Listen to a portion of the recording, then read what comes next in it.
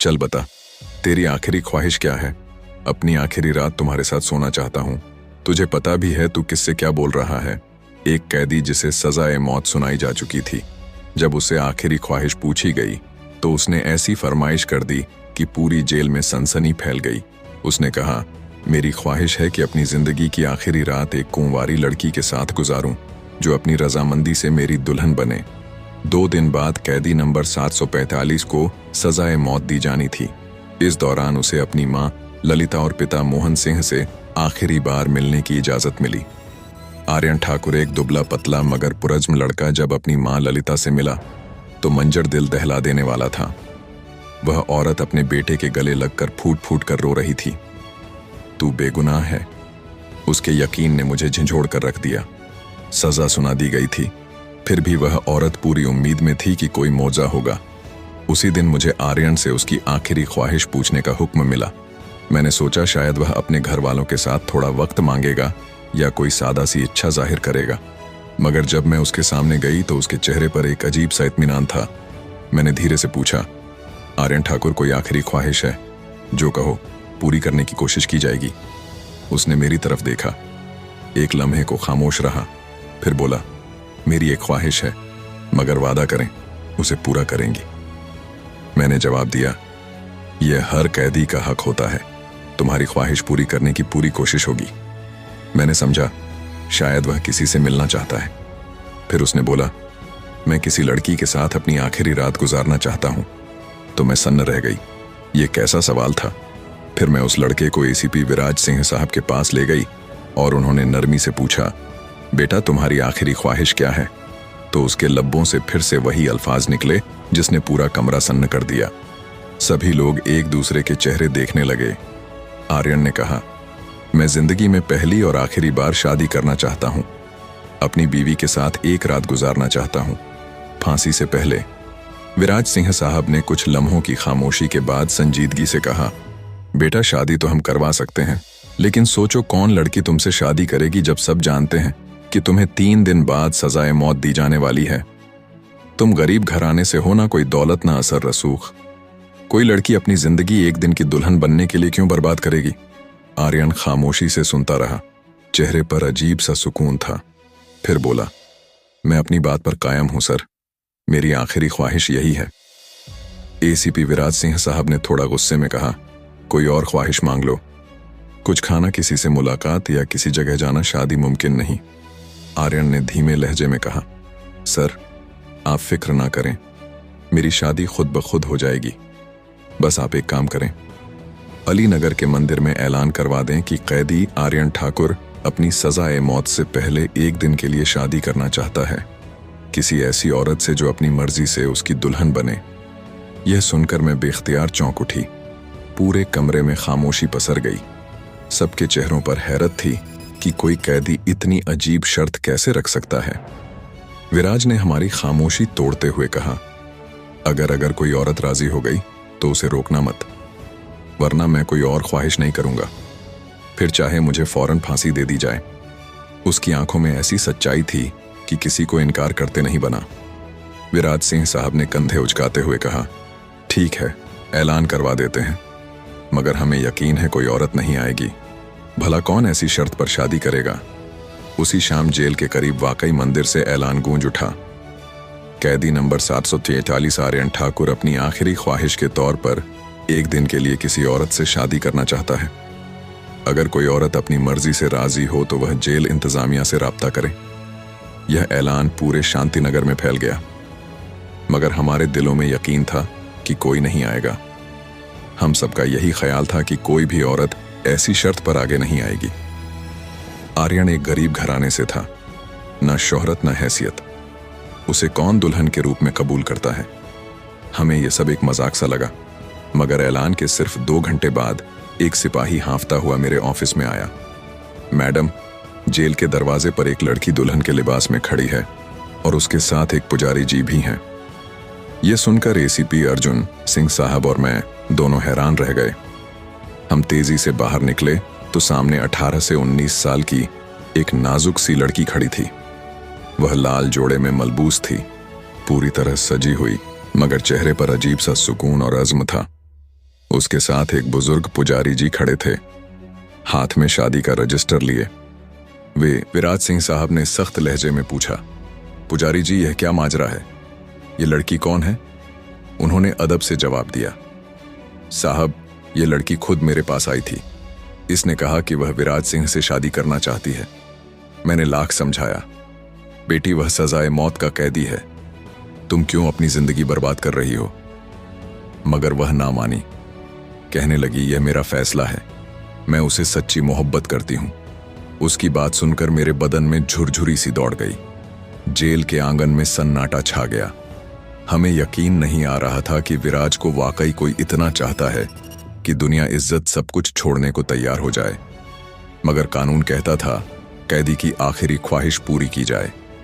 चुनांचे हमने इजाजत दे दी। पुजारी जी को अंदर बुलाया गया। विराज को जेल से निकाला गया। जेल के दफ्तर में मुख्तसर सी रस्मों के साथ उनकी शादी कर दी गई। शादी मुकम्मल होने के बाद आर्यन ने मुस्कुराकर कहा, अब आप वादे के मुताबिक मेरी दुल्हन को मेरे पास भेज दें। मैं उससे कुछ बातें करना चाहता हूं, बस एक रात की बात है। मैं उसकी बात सुनकर चौंक गई, मगर एसीपी विराज सिंह साहब ने खामोशी से सर हिलाया। मैंने दुल्हन को आर्यन के जेल तक पहुंचाया, दरवाजा बंद किया और बाहर आ गई। सोचा शायद कुछ देर बाद वह खुद ही बाहर आ जाएगी, मगर वक्त गुजरता गया और अंदर से हल्की हल्की सरगोशियों की आवाजें आने लगी, जैसे कोई कुछ खोलने की कोशिश कर रहा हो। मैंने थोड़ा गौर किया, मगर इत्मीनान से वापस दफ्तर चली गई। रात गहरी होती गई। फिर अचानक जेल की फिजा एक चीख से गूंज उठी।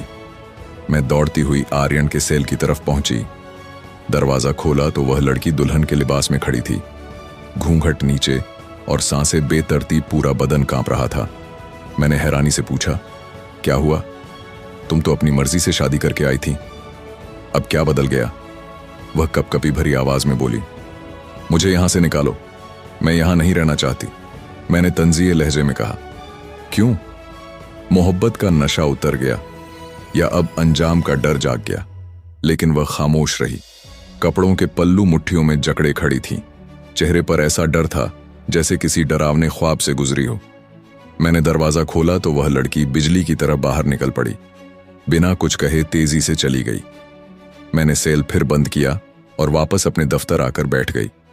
सारी रात ख्यालों में खोई रही, फिर थकान के मारे सो गई। मुझे क्या खबर थी कि सुबह होते ही एक तूफान आने वाला है।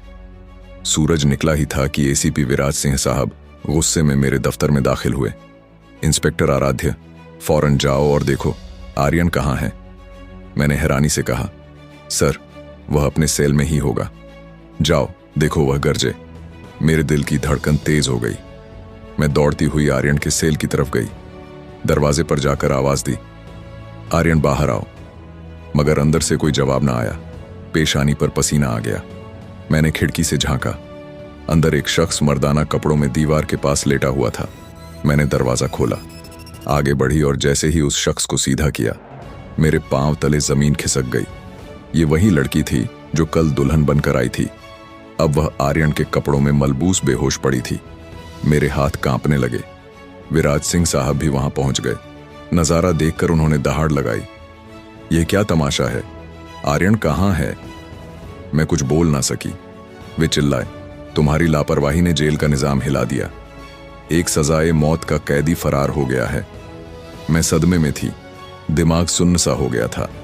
हम सबको एहसास हुआ कि आर्यन ने एक ऐसी चाल चली थी जिसने हमें अंधा बना दिया था। वह दुल्हन के कपड़ों में जेल से फरार हो चुका था और यह लड़की शायद उसकी साथी जानबूझकर उसके लिए कुर्बान बनी थी। जब वह होश में आई तो बिल्कुल सतर्क और आत्मविश्वास भरे लहजे में बोली, आप लोगों ने आर्यन के साथ नाइंसाफी की है। वह सजाए मौत का हकदार नहीं था। मैंने गुस्से में कहा, यह फैसला अदालत करेगी। वह हल्की सी मुस्कान लाई और बोली, फैसला वक्त करेगा और वक्त साबित करेगा कि वह बेगुनाह है। एसीपी विराज सिंह साहब ने सख्ती से हुक्म दिया, आर्यन को फौरन ढूंढो। अगर हमने उसे ना पकड़ा तो अंजाम भयानक होगा। सारी जेल में खलबली मच चुकी थी। एक सजाए मौत का कैदी हम सबको धोखा देकर भाग गया था। विराज सिंह साहब गुस्से में आग बबूला थे और मेरा दिल तेजी से धड़क रहा था। मैं समझ नहीं पा रही थी कि मैंने इतनी बड़ी गलती कैसे कर दी। मैंने एक ऐसे शख्स पर भरोसा किया जिसने हमारी आंखों में धूल झोंक दी। सच्चाई उगलवाना और आर्यन को ढूंढना नामुमकिन था। वह कई घंटे पहले फरार हो चुका था। मैंने सख्त लहजे में कहा, ए लड़की, अब तुमसे सवाल होंगे। अगर तुमने सच ना बताया तो अंजाम अच्छा नहीं होगा। वह बिल्कुल मुतमईन थी, जैसे सब कुछ पहले से तय हो। बोली, मैं आर्यन के बारे में सब सच्चाई बताऊंगी। मैंने गौर से देखा, उसके चेहरे पर ना कोई घबराहट थी, ना पछतावा। मैंने पूछा, क्या वह वाकई तुम्हारा भाई है? क्या तुम लोगों ने यह नाटक रचा था? वह कुछ लम्हे चुप रही, फिर धीरे से बोली, नहीं, वह मेरा हकीकी भाई नहीं है। मेरे अंदर गुस्से की लहर दौड़ गई। तो फिर तुमने यह सब क्यों किया? तुमने उससे शादी क्यों की?